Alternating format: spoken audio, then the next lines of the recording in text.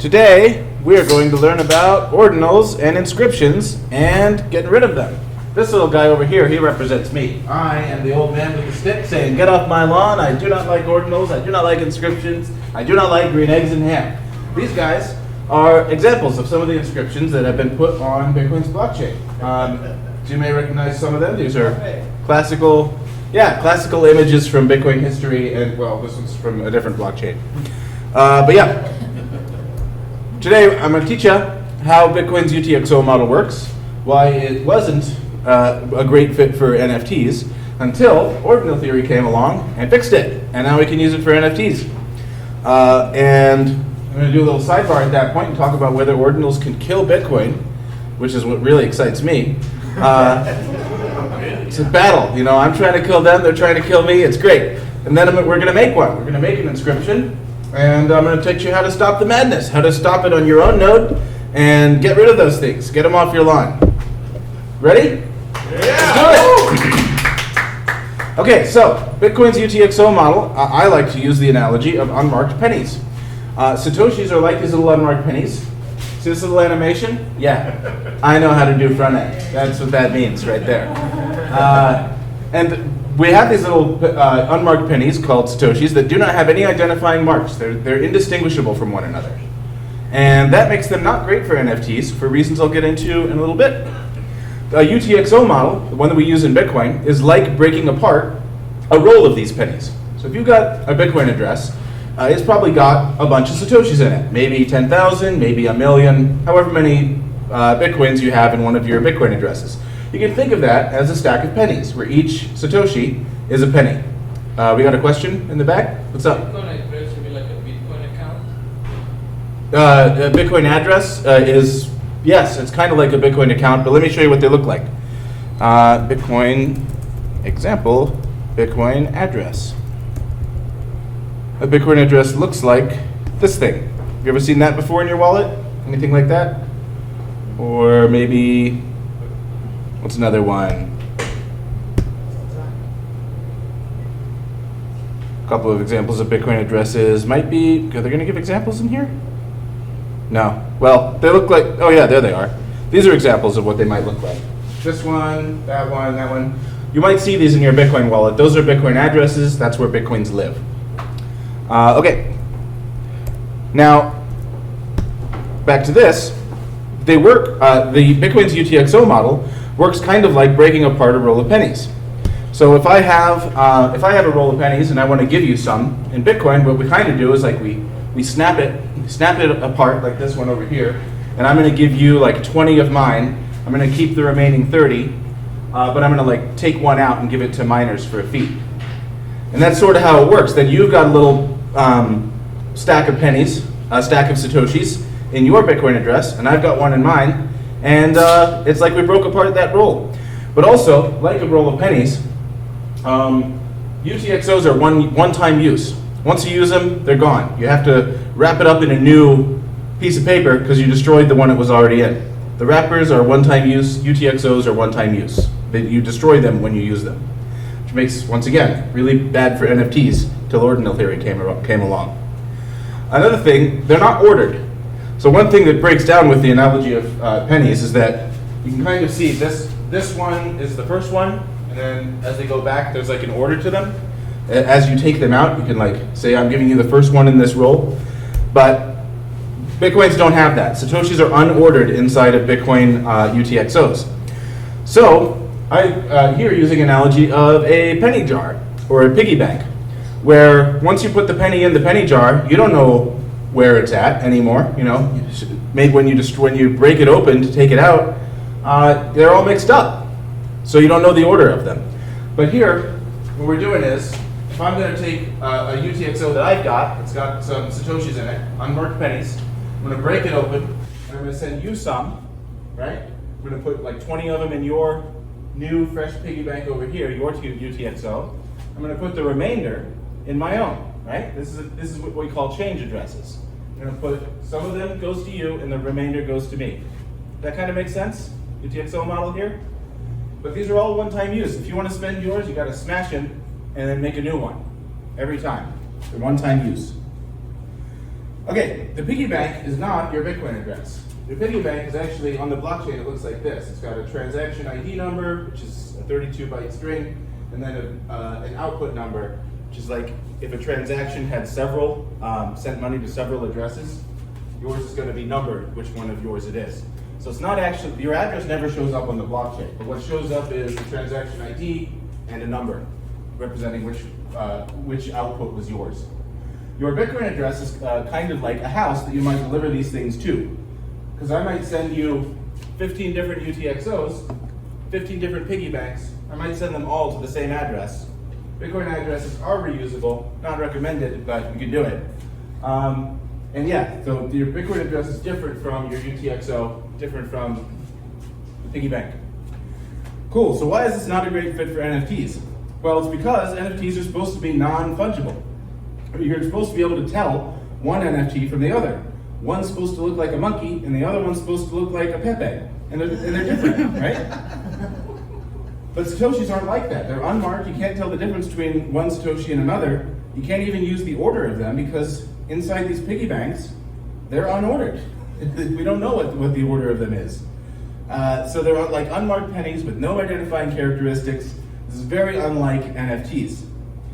But Ordinal Theory came along and fixed this. Casey Rodemer was like, what if we just pretend?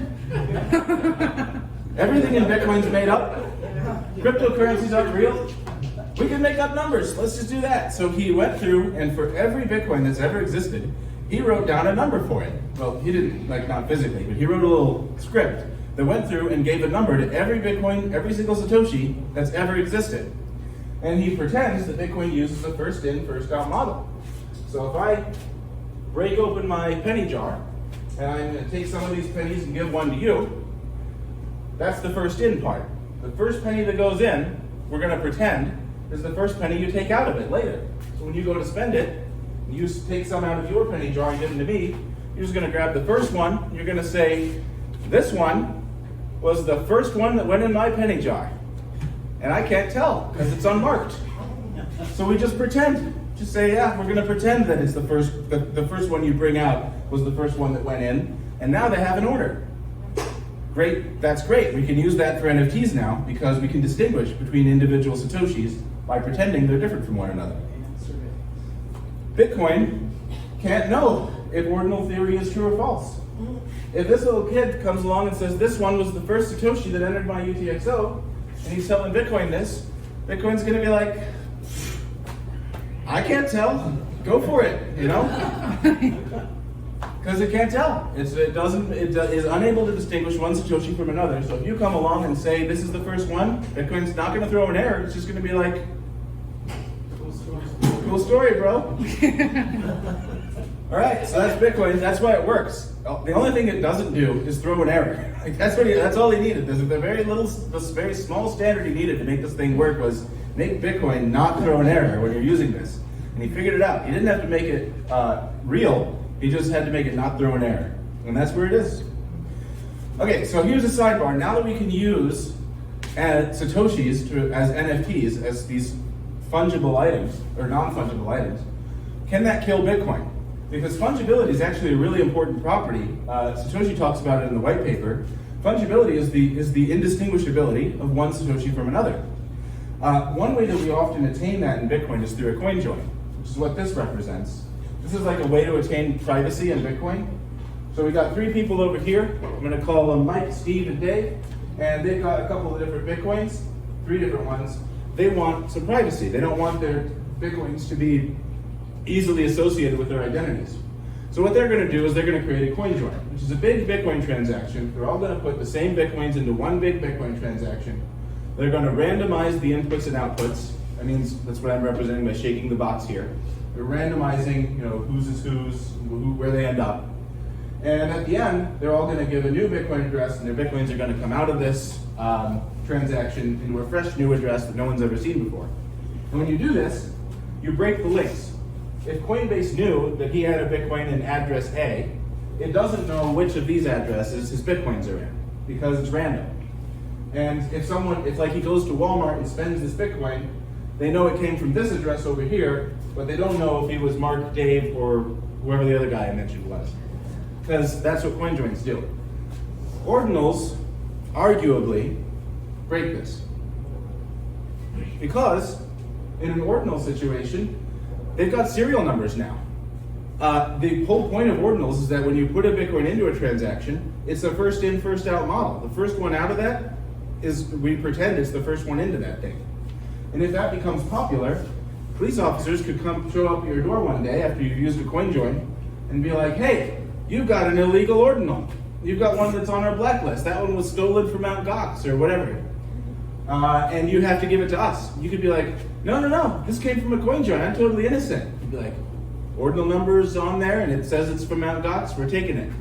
And that would be bad. It breaks, if Bitcoin's fungibility gets broken, if we can't have private Bitcoin anymore, that can really hurt. It's a fundamental property of money that is supposed to be fungible. Yeah, so could they kill Bitcoin? I don't know, but that's what excites me about them. I don't really care about images and monkey JPEGs on the blockchain, but I do care about saving Bitcoin or killing Bitcoin, and so I think they're a really important thing to understand because of this. This is why I think it's worth talking about ordinals and inscriptions. Okay, cool. So that's the sidebar.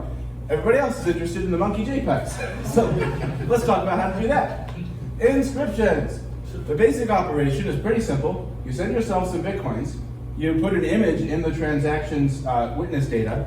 Every transaction has a field where you can insert data. And it's big now, so you can put images in there. And then you just pretend that it's stamped onto your first Satoshi. And then if you want to send that to someone, basically, it's hard to send somebody an individual, like unmarked penny in Bitcoin. We have this thing called a dust limit. So you send them like a stack, kind of like this stack here. You send them a stack and you just say the first one in that stack is the one with the ordinal on it, or the inscription on it. So that's represented as like stamping a monkey JPEG onto a penny and then giving someone a roll of pennies that has that, that has that image on it. Typically you only do this if they'll give you a bigger stack of pennies in return, because if you're giving up your fancy monkey, you probably want some money. Money for monkeys. Good trade. It is hard to send someone individual sats. Usually you send them a small stack and you get a bigger one, and then you're like, this guy is just scamming people. All right, you guys ready to make one? Feel like? Okay, actually, before I do that, that was a lot. Any questions? We got some. What's up? I have two questions. One, where's the script, kind of the ordinal script that is the Bible of what all the numbers are? Where is that kind of stored, and is that anti-fragile, and could that be manipulated? So even that's not trustworthy. Every user of an Ordinals wallet downloads it, and then they have an independent copy, kind of like the blockchain. And so you just have a copy of the list. And of then I Ordinals. know that the thing I downloaded is the same as what you downloaded, even if your results are different than my results. Well, so that's what consensus is. The one that everybody has is the one that we go with. Just like if my blockchain differs from your blockchain, you go with whichever one the majority of people have, and not. Same thing as Bitcoin or blockchain consensus. Well, actually, in Bitcoin we use proof of work for that. So you go with the one with the most work. And inscriptions are just a protocol on top of this, which is like we're just pretending that all of these Satoshis with these work have this thing. But it's kind of merged mined with the blockchain. Or No, not really. It's just like somebody wrote down these are the numbers, and then we go with them. If you buy says them, that everybody has the same set of arbitrary numbers for the same stats, basically. I'm sure he inscribed the rules. So you can always go to the blockchain and see which rules are the earliest to be inscribed, and then go with those ones. Right. All right. Second question is so through the coin joins, is the ordinal shenanigans, is that actually tracking like 1, 2, 3 comes out 3, 2, 1? Is it just saying whatever the first one out was the first one in? It says this one is this one. Even if it's not. Even that if one? it's not. Okay, it so just then says how it could is. a cop show up at your door when in a quote-unquote court of law, you could say, well, clearly through the coin join it's not true, but... I don't. Yeah, exactly. Yeah, he could, because cops just do what they want to do, and I don't think you can really stop them from saying. I mean, people they show up at people's houses right now and take their stuff. Oh, listen, I don't like You know. cops anyway. No, I'm not implying you do. I'm just saying that I think this gives them another made-up rule to bludgeon us with. Okay. You know, that's what I think. All right. Thank you. But cool. Any more questions? Isabella's got one. Can I ask you a question about the in-out Yeah. conversation? So how are we deciding what if the first one in is the first one out? Like, how do we decide what the first one in is? Because that I'm not totally clear about relative to like the gold smelting. Sure, yeah. Yeah. So every Bitcoin transaction has a list of inputs, which are the coins you're putting in, and a list of outputs, which are the coins coming out of that transaction. And because of the nature of a blockchain being data, it has to be written in a certain order. Okay. Oh, so the Satoshis are kind of ordered then on the way in? Well, the inputs and the outputs are. Okay. The inputs, they say I'm spending from, I'm unwrapping this piggy bank. It's got 10,000 Satoshis in it, and you might have 5 in that transaction, 5 different piggy banks. You're Right. breaking open all of them. They all get mixed up in the transaction, and then you assign them to new outputs on the other side, like new piggy banks, right? Right. So inside of the piggy banks, there's no ordering, but Ordinal Theory invents one.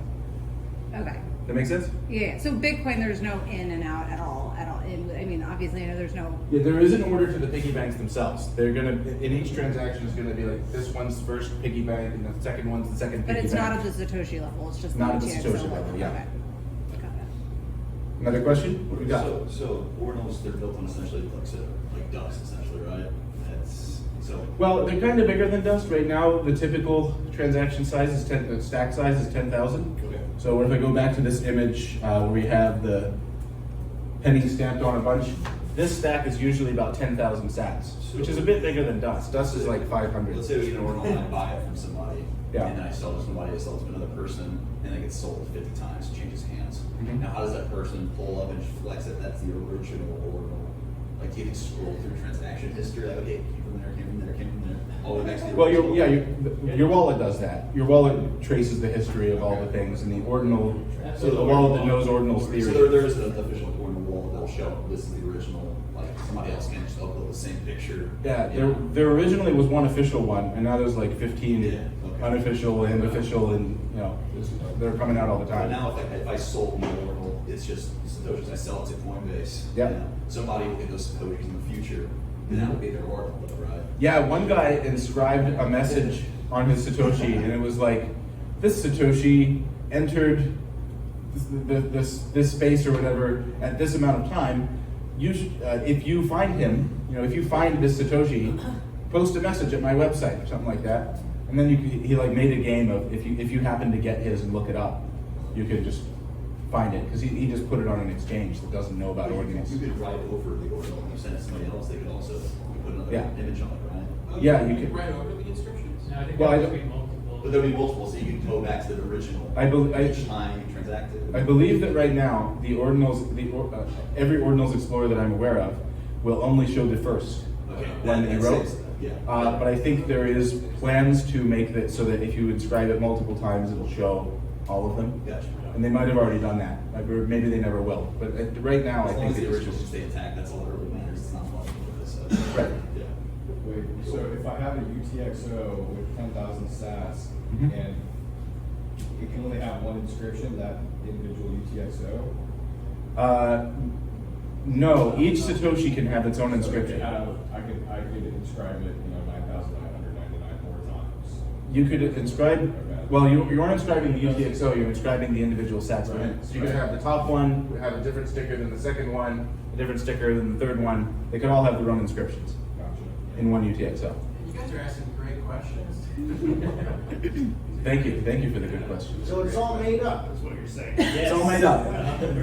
Bitcoin itself is made up, so, what's up? I'm also curious how the inscriptions are attached to the sats if the inscriptions are in the transaction data, because then wouldn't the sats move from transaction to transaction? They do. So yeah, once you inscribed it, you never have to inscribe it again. The inscription stays in that one transaction, gets buried in the blockchain somewhere, And then when you make it, you basically just say it's this index of this, usually it's number 1. This Satoshi on this UTXO represents this image. And then now when you transfer the Satoshi around, you don't have to move the image, you just move the SAT, right? And people can trace its history to see And you what can image it point points to it basically. and, like, Yeah, the point Satoshi back. itself is just a pointer after the inscription happens. So would you describe ordinals as a protocol and not the set? So it's like, if you follow this protocol, then you recognize that, this set has this monkey JPEG on it, et cetera, et cetera. Yes, that's precisely how I describe it. But it's everyone trusting that the new version says it's the first SAT, first in, first out, and this is where it stands. Now, what if I have a ordinal that's 1 million Satoshis, and I break it up into units of 10,000 Satoshis and send it to a bunch of people saying, oh, this is the original. Well, we gotta remember, you inscribe individual Satoshis. So it's still inscribed into original. It would just be one of them. But I don't know if, maybe, there might be a way to inscribe multiple, to So say I'm this saying whole range 10,000 is is inscribed. normal, but I have a way to inscribe just one Satoshi to be a, so the next time you send a stack of Satoshis with that one in it. I think I have to say I don't know on this one. It might be, I think it is possible to inscribe a range, Okay. and then they all have the same image on them. Because I don't want to be able to send 5 people, like this is the original monkey, and then everyone thinks they have the original monkey, right? That's Right. where can look up If you want, stacks yeah, of if you want little it, pieces. I believe that by default it'll only inscribe the first. Okay. Yeah. But I think there is a way to make it inscribe multiple, but I have to claim I don't know on that And one. then if you ever try to spend that UTXO, there's like a 10 million Satoshis, it's the first one. You want to break off 10,000, you're going to break off that inscribed one, right? Because it's the first out. Your wallet does that for you. If you have a wallet that knows this stuff, it'll make sure That it's. makes a lot more For sense. the one that only the first Satoshi of your range of sats, because you can only send like 500 because of the dust limit.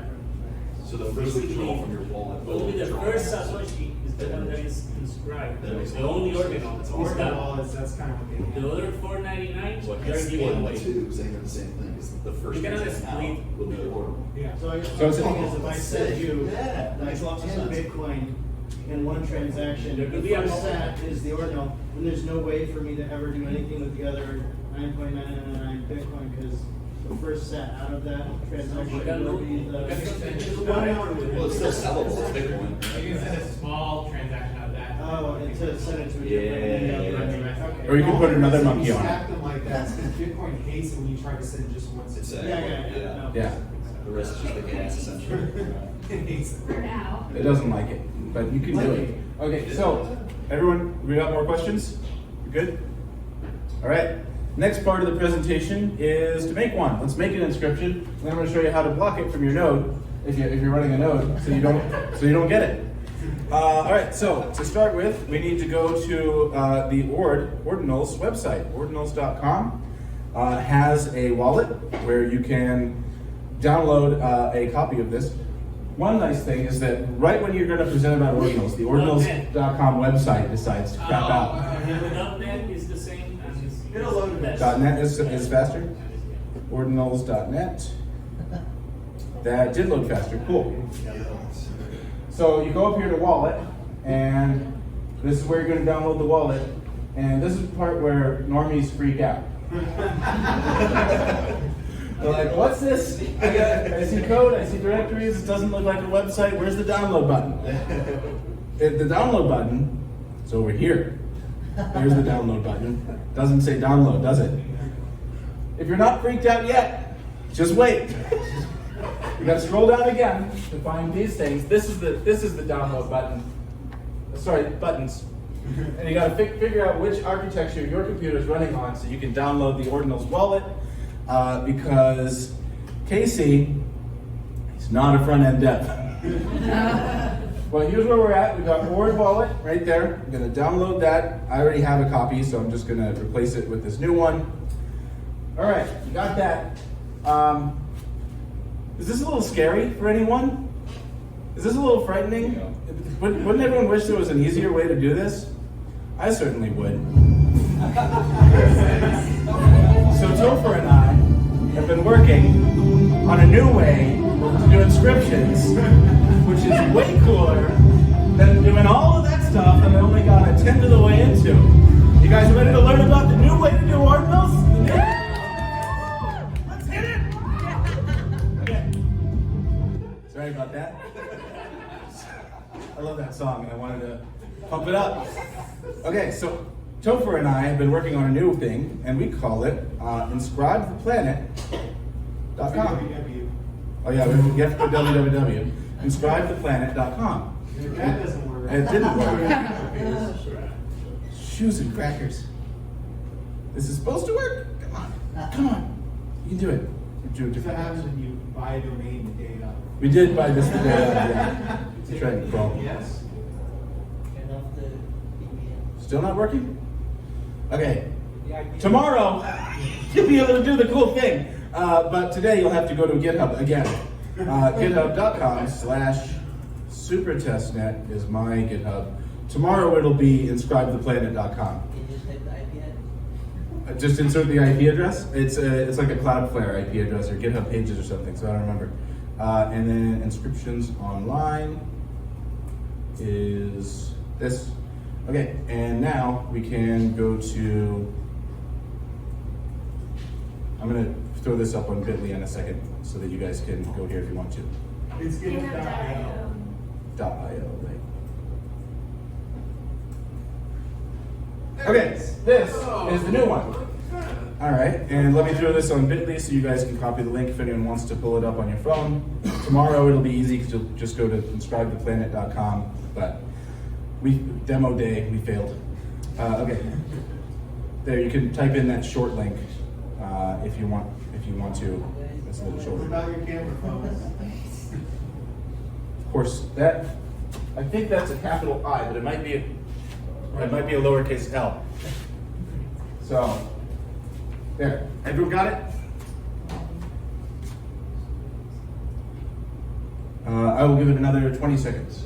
And meanwhile, Topher is the man of the hour here. He's been working on this for about a week and a half, month and a half, I forget it. a long time.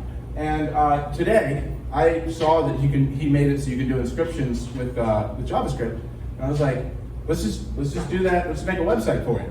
So I made a website, but he's the one who's been working on it for a month and a half. I only started working on this at noon today, which is why the website doesn't work yet. Everyone got that? Cool. So now we're here, and it wants us to do two things. It wants us to enter a Bitcoin address from an Ordinal wallet, and it wants us to upload a file that we want to do. A great website for doing ordinalswallet.com is a website that makes it easy to create your own wallet. So we'll just go through that process real quick. So you can have an Ordinals wallet without needing to do that whole rigmarole I showed you. Ordinalswallet.com, create new wallet, create a password, password 123, don't use that. Password 123. We're going to generate a seed phrase. It's going to ask us to write it down. This is standard Bitcoin wallet stuff. I was going to ask you to verify it too. It is. So I'm going to open up a notepad and pop that in there so I can verify it. Oh.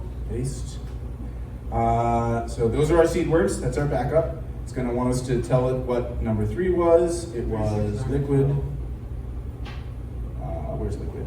There it is. 6th one was brand. 9th one was ramp. And then I think it was chunk.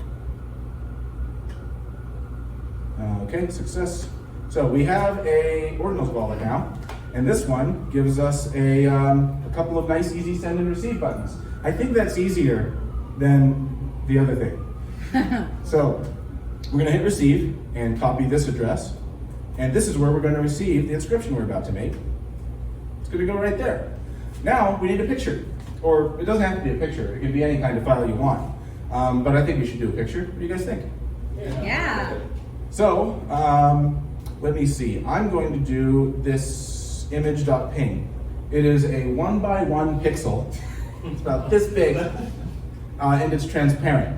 You can see through it. I do that because I don't like paying a lot of money, and the more data you use, the more you have to pay. So I tried to do one earlier that was like a picture of a duck, and then it was $17, I think. But this one only costs 45 cents. Why I'm don't gonna we, get 10 million sats for that right now. Zipper, why don't we spring for the duck and then Isabel and I will sponsor that duck. You want to do the duck? Ooh, yeah. Let's Okay. spring for the duck. Yeah. This Picture of a duck.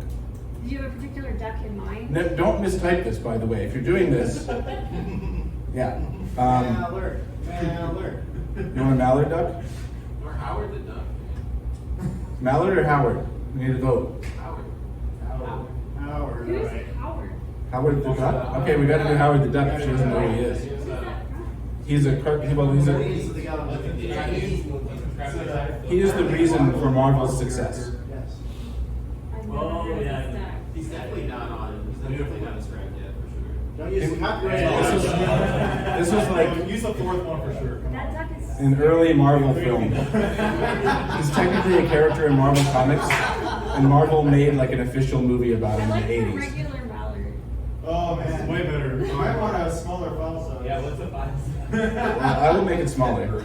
So this one is going to cost about $1 billion. We should just do his eyes.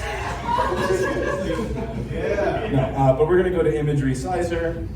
I'm just going to find one online and we'll make it small so we can fit it and not pay $1 billion. So let me do a URL. No, it doesn't. So save. Howard the duck. See that in the pictures. Select Howard the duck. And let's just make him 5% of his 6% of his original size. So this will make it easier and less expensive for Dee, my sponsor, so she doesn't have to pay $1,000,000. The maximum size you can put on the blockchain is 4 megabytes, and it's very hard to do that. You have to like contact a miner and ask a miner to especially put your thing in this block. Stuff onto the blockchain, they're going to charge you Satoshis. Yeah, they're going to charge a lot. For a large image, they're going to charge a lot. So it's essentially minting one of these ordinals is going to cost money. Yeah, every byte of data, every 0 or 1 you put on the blockchain, you got to pay for. That's a feature, not a bug.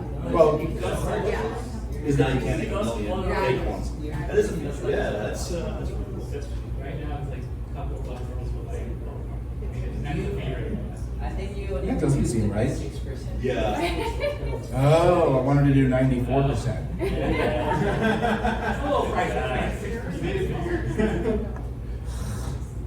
Howard the duck, Why are we describing this duck? resize. Now it's smaller, I think. Yeah. That's a much more reasonably sized duck. All right. Save. It's still too big? How many kilobytes is it? How do you tell that? Save it. Throw it in the website. Well, Howard the duck. Go files and copies.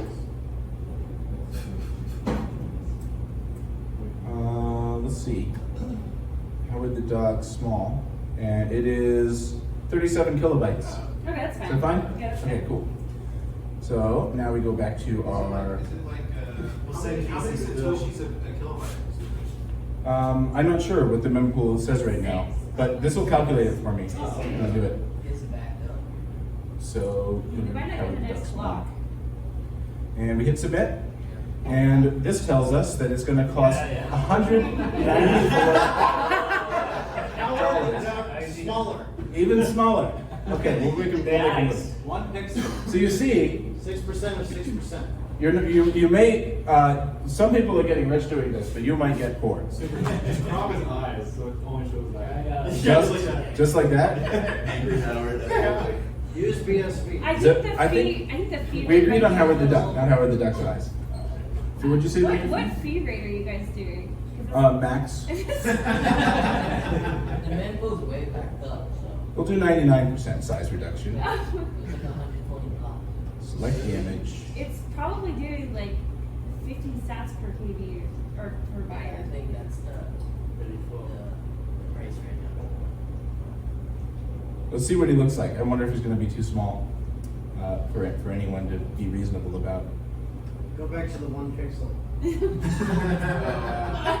What do we think? Yeah, that would be good. Let's see. Let's So take get that. copyright struck down. Can you just get his eyes from the bigger? Is it? Maybe. Let's just see what this one does. So refresh.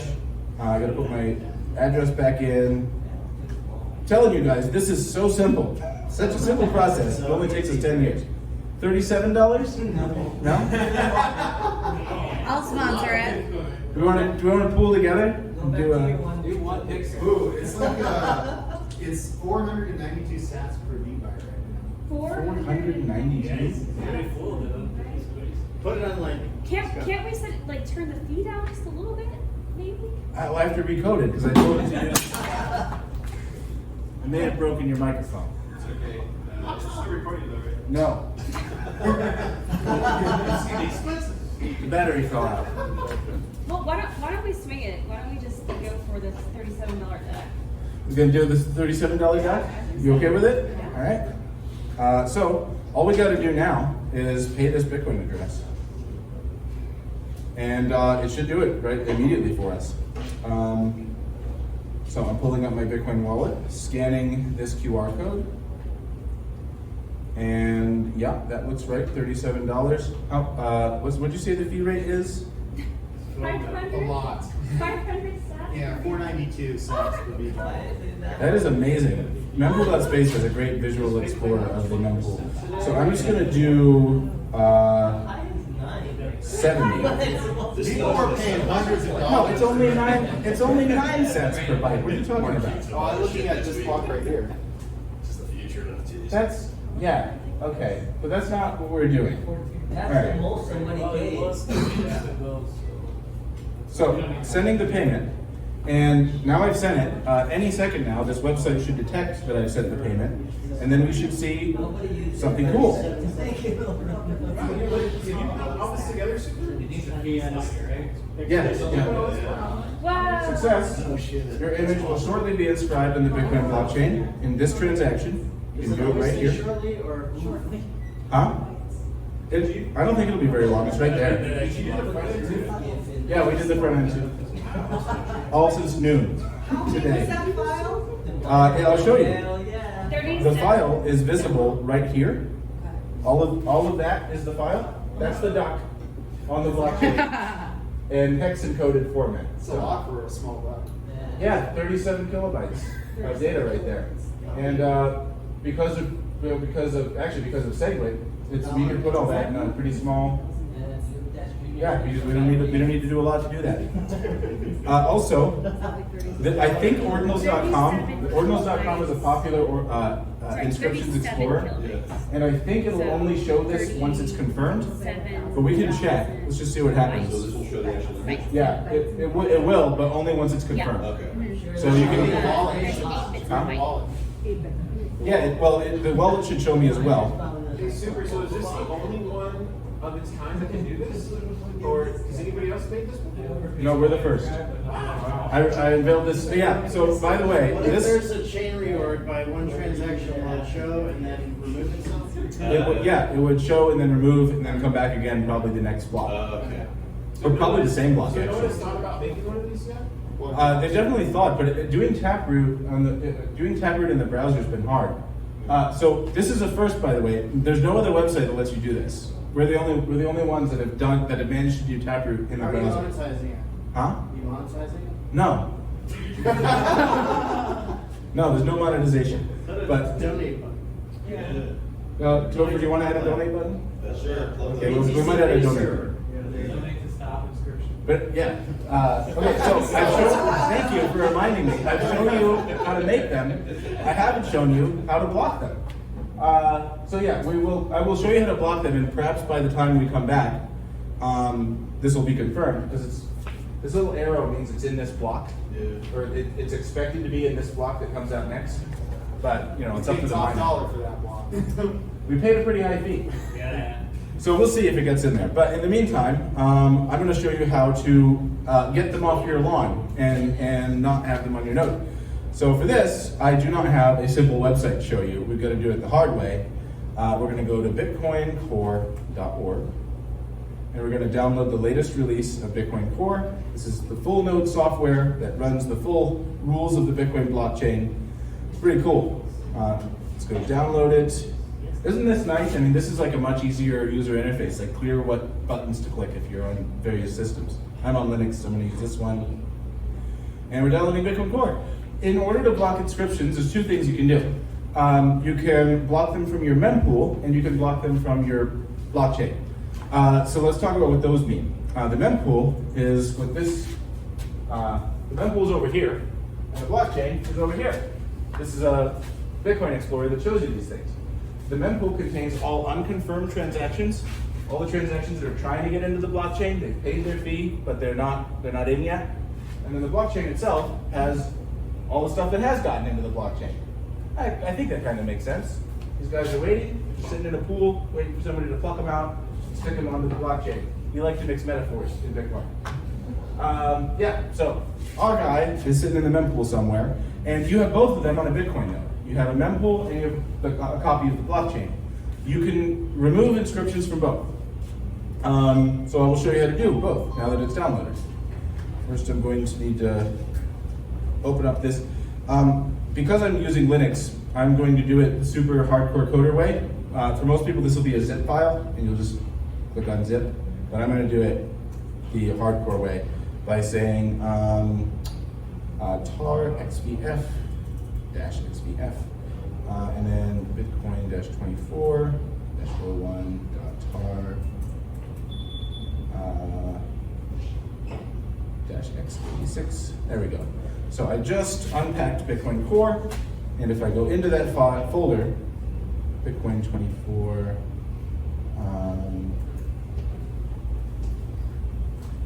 .01, if I go into there and then into my binaries folder, this is all of the files that come with Bitcoin. We got a bunch of them.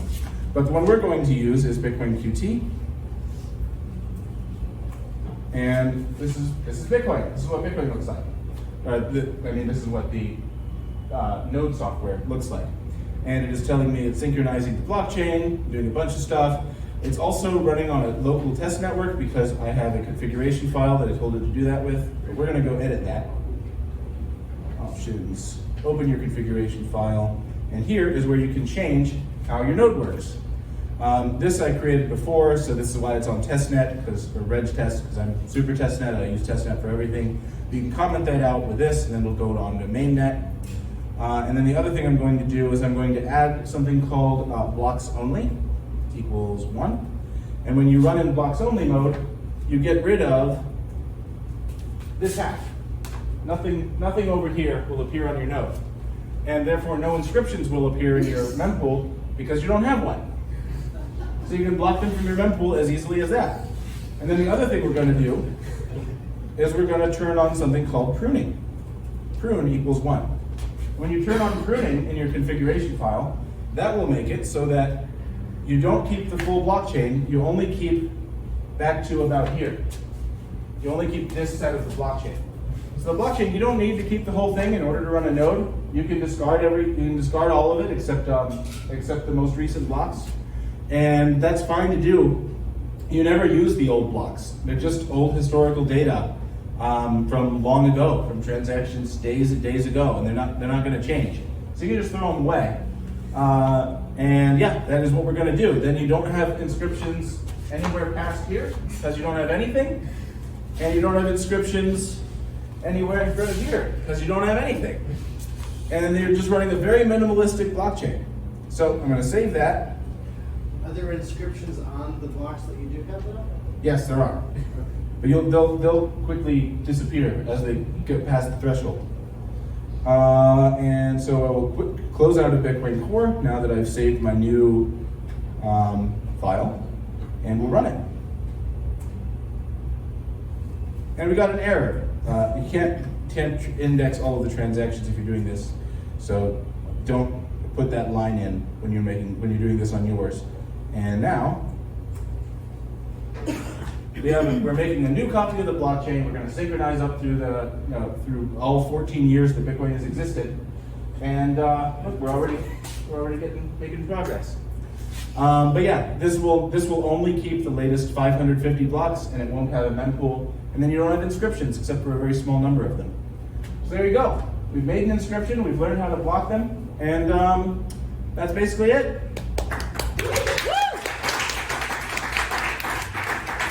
I wonder if our transaction confirms. No, it didn't. But we'll just leave it there. Mempool should ding for us when it confirms, and then we'll be able to view it on ordinals.com, and we'll also be able to view it in our wallet. This wallet will have a little section down here where it'll show us our inscriptions.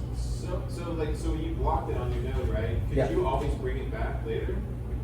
No, yes, but you'd have to download you have to sync the blockchain again if you wanted to bring it back. Would it just be better just to wipe everything all over again, or can you just make a fix on that? No, you'd have to do the whole thing over again and not do pruning to bring it back. Because the inscriptions don't transfer with the Satoshis. They stay back, if you made it 10 million blocks ago, it's gonna stay 10 million blocks ago, and you can't bring that block back unless you start from the beginning. Any other questions? Question, comment, like, if I'm not interacting with any ordinals, like wallet or explorer, I don't have ordinals on my node either, right? Like, No, you do. By the same logic, because if you're running a proof node, you still have the witness data for each inscription, Mhm. but You just only for a few blocks. yeah, For all the other it's ones, you just- got rid of it's just it. getting recycled out essentially. It's getting dumps.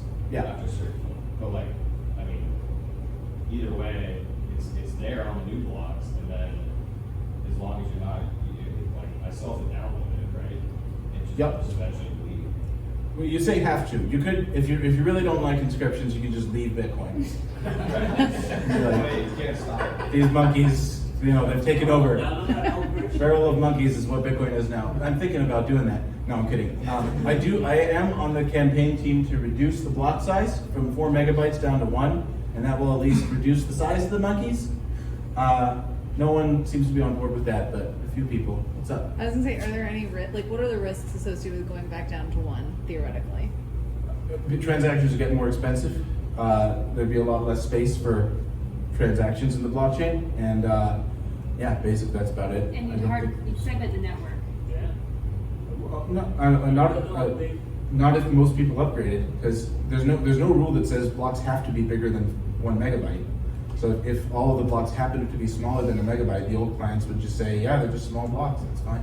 So the reason to go back to 1 would have nothing to do with like wanting to keep fees cheap. It would literally just be because of the fungibility issue. Well, I can't say there's only one issue. I'm concerned about the fungibility issue. I also just don't think we have networks for censorship-resistant file storage. BitTorrent is a really good example.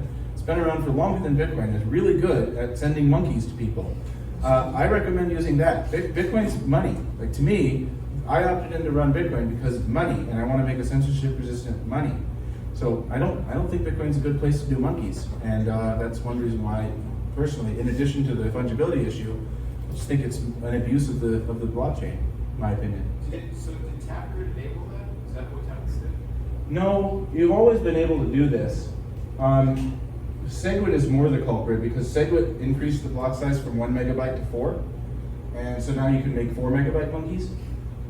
Taproot made it so you can do that in one transaction, with one input. So when you look at, look, confirmed. I'll get back to that in a minute. I want to show you guys the rest of this thing. It's so big. So if we look at this now, where's the Yeah, content. the content link? Oh yeah, there it is. There he is. Nothing's going on the blockchain.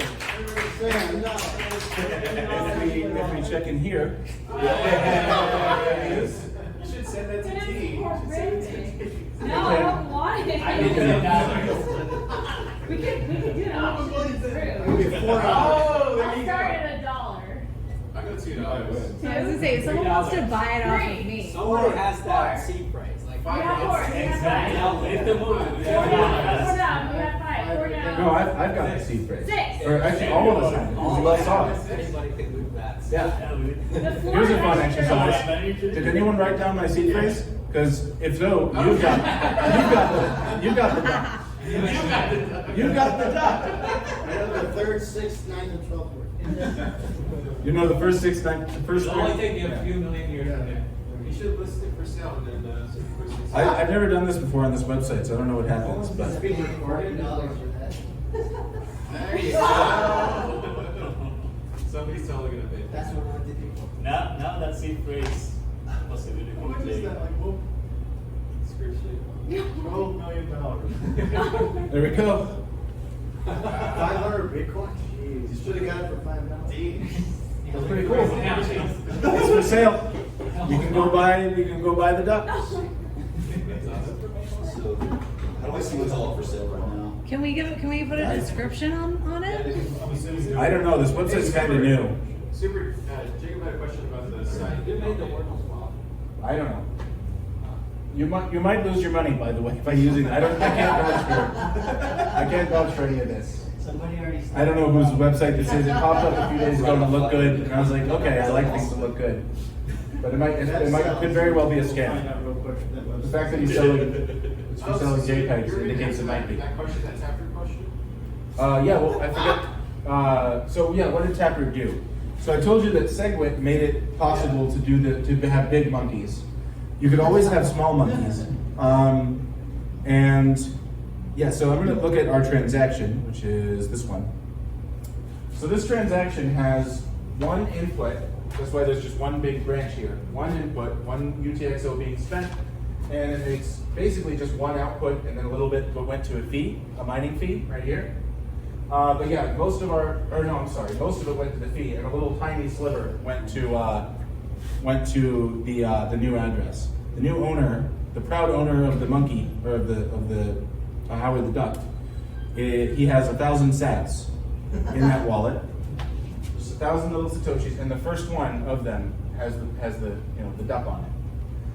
Okay, so Taproot made it so that you could do all this in with just one input, one big chunk.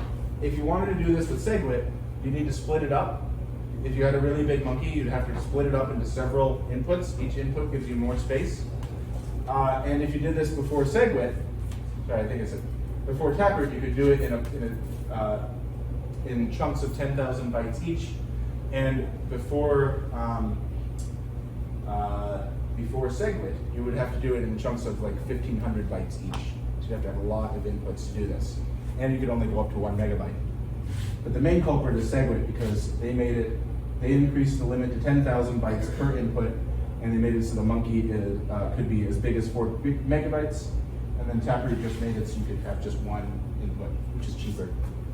What about pre-paid a script hash? How could you monkey? It'd be harder to pre-paid a script hash. Paid a script hash was an update to Bitcoin in like 2012, I think, 2012. That made it so you could have arbitrary scripts in your Bitcoin transactions. Well, most things in Bitcoin you could already do it before, but they made it easy. And before that, I don't even know how many transactions it would take, because I think you'd have to do it in the outputs. Yeah. Because like everything that wasn't a regular spend, everything that used fancy scripts was like considered non-standard, and people wouldn't relay them, and most miners wouldn't mine them. But they changed that when they introduced paid a script hash, and they made it so you could do pretty much arbitrary things. So yeah, you'd had to do it totally differently, I think, before. Yeah, that counterparty does it like that. That's like a multi-sig. Yeah. Yeah, multi-sig, but only one of those signatures is valid. The rest is just that. One of the things you can do with Bitcoin is create the type of address called a multi-sig address, where instead of just assigning the money to one public key, the money or the monkey, to one public key, you can send it to multiple, and say multiple people have to co-sign a transaction in order to spend this.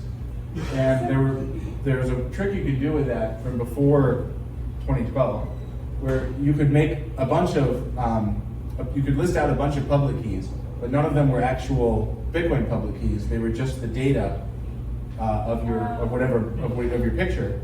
And then you would say only one of these needs to be a valid public key in order to spend this money. And that's what counterparty does? Is it paid multi-sig? Well, they used to. They use operaturns now. Will they use? Yeah, they can use And, it. if you have a small data, then it fits in upper turn. Yeah. But if it's more than what fits in upper turn, you do multi-sig outputs. Mhm. One signature required, and the rest is just like data. Yeah, so there were ways to do this since the beginning of Bitcoin, but SegWit made it a lot cheaper, and then Taproot made it a little bit cheaper. So what other interesting things will Taproot enable now? Topher would be a better person to ask about that because he works on it a lot more than I do. This is the first.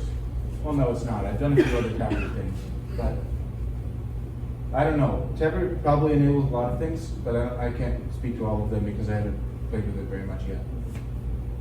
I'm gonna add a comment, like, if you really don't want inscriptions in your node, you can just do a pre-SegWit node. Obviously, you will have a very old Bitcoin core node, but Yeah, that's another thing. as long as you do like old transactions, like When- addresses. When we made the SegWit upgrade in 2017, we increased the block size to 4 megabytes, but we had to trick old nodes because they wouldn't accept blocks that were bigger than 1 megabyte. That was their rule.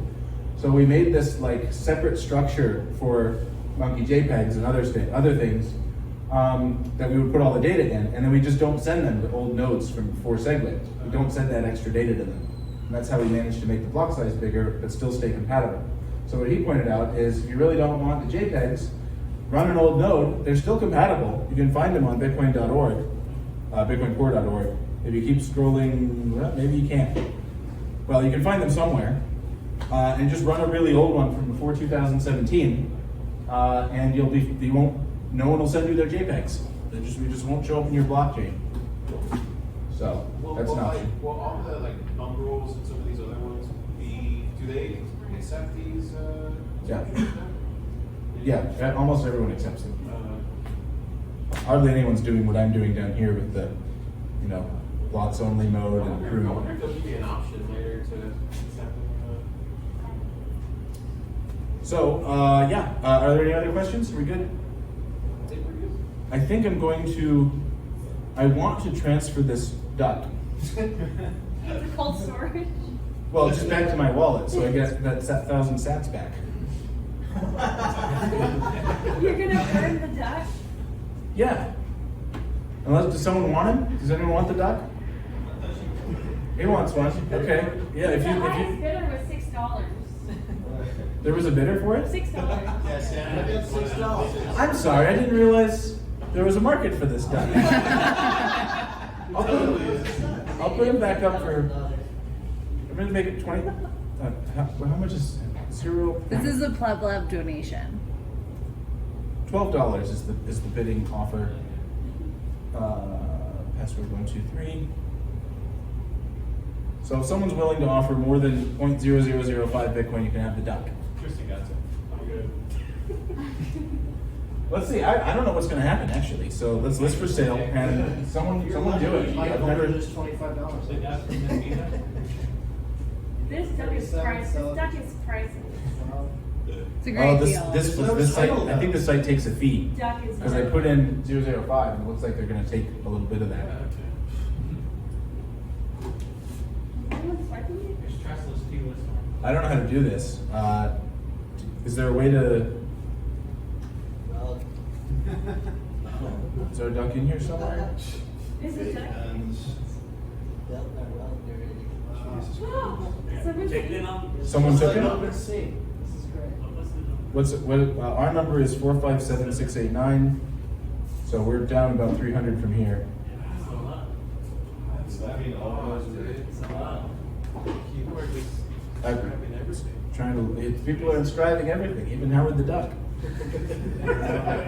Inscription 1 million. You can see mental space, like the graph view in mental space. How certain inscriptions were launched. It has not been like the same. Like the mempool dynamics, they have changed since inscriptions. Oh yeah, the blocks are a lot bigger now. And you can see it These are a in lot mental higher. space. In mental space, the graph view is very interesting. I don't know why this thing isn't loading anymore. Maybe it wants to load all those images before it loads the next page. Well, What's- thanks, Super, I appreciate it. Yeah, this is awesome, man. Yay!